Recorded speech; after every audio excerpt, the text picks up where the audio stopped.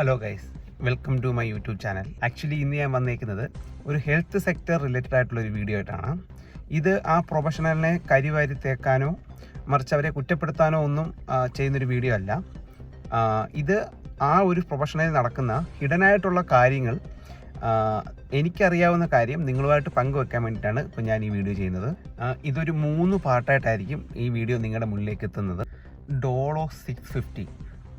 നമ്മൾ മലയാളികൾ ഒരു പനി വന്നാലോ ഒരു ചുമ വന്നാലോ ഒരു തലവേദന വന്നാലോ എന്തിന് സ്ത്രീകളൊരു പീരീഡ്സ് സമയത്ത് പോലും ഈ മരുന്നാണ് കഴിക്കുന്നത്. എനിക്ക് തോന്നുന്നു 2020 കോവിഡിന് ശേഷമായിരിക്കും ഈ മരുന്ന് നമ്മൾ കൂടുതലായിട്ട് നമ്മുടെ ജീവിതത്തിൽ നമ്മൾ ഉപയോഗിക്കാൻ തുടങ്ങിയത്. ശരിക്കും ഇതിൻ്റെ കമ്പനികൾ ഡോക്ടേഴ്സിന് 500 കോടിയിൽ മുകളിൽ പൈസ കൊടുത്തിട്ടുണ്ട് ഈ ടാബ്ലറ്റ് എഴുതാൻ വേണ്ടിയിട്ട്. ഇത് അവസാനം നമ്മുടെ സുപ്രീം കോർട്ടിലൊരു കേസായിട്ട് വന്ന് നമ്മുടെ പാർലമെൻറ്റിൽ ഇതിനായിട്ടൊരു നിയമം വരെ നമ്മൾ പാസ്സാക്കിയിട്ടുണ്ട്. 2019 ബ്യൂറോ ഓഫ് ഇൻവെസ്റ്റിഗേഷൻ ഡിപ്പാർട്ട്മെൻറ്റ് ഒരു ഇൻവെസ്റ്റിഗേഷൻ നടത്തി. അതെന്താണെന്ന് വെച്ച് കഴിഞ്ഞാൽ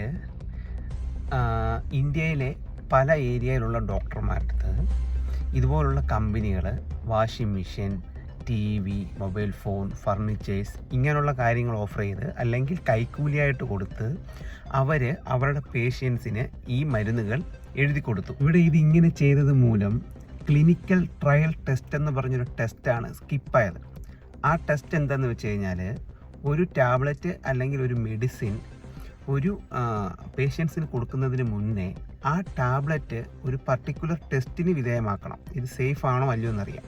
പക്ഷെങ്കിൽ അങ്ങനെ നടത്താതെയാണ് ഇങ്ങനെയുള്ള ടാബ്ലറ്റ്സ് എല്ലാം ഈ ഡോക്ടർമാർ ഈ പേഷ്യൻസിന് വേണ്ടി എഴുതി കൊടുക്കുന്നത്. ശരിക്കും അപ്പോൾ ഇവിടെ നടക്കുന്നത് ചെറിയ പൈസയിലുള്ള മെഡിസിൻസ് വലിയ മാർജിനിൽ ഇത് പുറത്ത് വിൽക്കുകയാണ്, നമ്മുടെയൊക്കെ ഡോക്ടേഴ്സിൻ്റെ അറിവോടെ.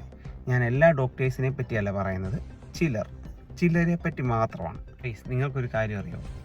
ഇവിടുത്തെ ഏറ്റവും ടോപ്പ് ലെവലിലുള്ള ഫാർമ കമ്പനികൾ വരെ അവരുടെ 10% മാത്രമാണ് ഒരു ടാബ്ലറ്റിനെ റിസർച്ച് കാര്യത്തിന് വേണ്ടി, അതായത് ആ ടാബ്ലറ്റ് ഉണ്ടാക്കാനുള്ളൊരു റിസർച്ച് കാര്യത്തിന് വേണ്ടി അവരുപയോഗിക്കുന്നത്.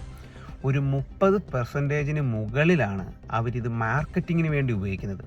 അതാണ് ഗൈസ് ഇത് തമ്മിലുള്ളൊരു ഡിഫറൻറ്റ്. നമ്മളുടെ നാട്ടിൽ ഒരു മെഡിസിൻ 10 രൂപയ്ക്ക് ഒരു ഹോസ്പിറ്റൽ പർച്ചേസ് ചെയ്താൽ പേഷ്യൻറ്റിൻ്റെ ബില്ലിൽ ആ മെഡിസിൻ 100 രൂപയായിരിക്കും ആഡ് ചെയ്യുന്നത് അവർ.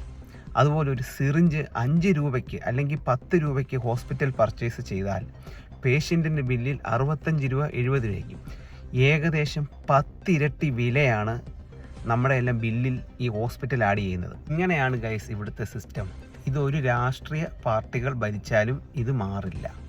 ഇത് ഇവിടെ തുടരുക തന്നെ ചെയ്യും. ഗൈസ്, അടുത്ത പാർട്ടിൽ ഇങ്ങനെയുള്ള കമ്പനികൾ നമ്മുടെയൊക്കെ സാധാരണപ്പെട്ടവരുടെ ലൈഫിൽ ഇവരെങ്ങനെ വരുന്നെന്നും നമ്മുടെയൊക്കെ ഫുഡ് സ്റ്റൈലിലും നമ്മുടെയൊക്കെ ഫുഡിലും ഇവരൊക്കെ എങ്ങനെ ഇൻക്ലൂഡ് ആകുന്നെന്നും ഞാൻ നിങ്ങൾക്ക് വേണ്ടി പറഞ്ഞുതരാം. ഈ ചാനൽ നിങ്ങൾ ആദ്യമായിട്ടാണ് കാണുന്നതെങ്കിൽ അടുത്ത വീഡിയോസിനായി നിങ്ങൾ ഈ ചാനൽ സബ്സ്ക്രൈബ് ചെയ്യുക.